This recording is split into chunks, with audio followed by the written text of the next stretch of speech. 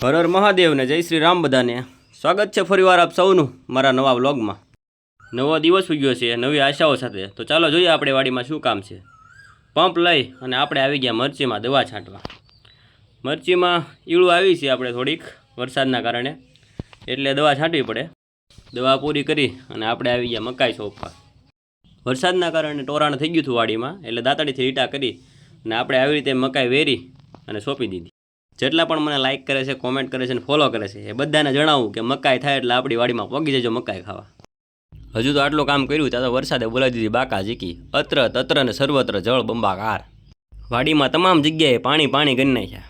સતત 15 દિવસથી વરસાદ પડે છે। એક જ દિવસ ખાલી કાલના દિવસે આરામ લીધો હતો, બાકી આજે ફરીવાર આવી ગયો।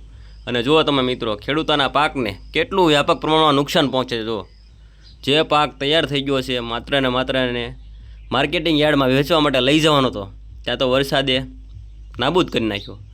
આ દુઃખ છે ને ફક્ત ખેડૂત જ સહન કરી શકે, બીજું કોઈ નહીં। સાંજ પડી ગઈ છે અને વાતાવરણ પણ વરસાદ આવે એવું જ છે હજી। તમને બધાને મારી ખેતી જીવનની મહેનતનો વ્લોગ કેવો લાગ્યો કોમેન્ટ કરજો। તો મળીએ આવતીકાલે ભગવાન જગન્નાથની રથયાત્રા સાથે। બધાને જય જવાન જય કિસાન।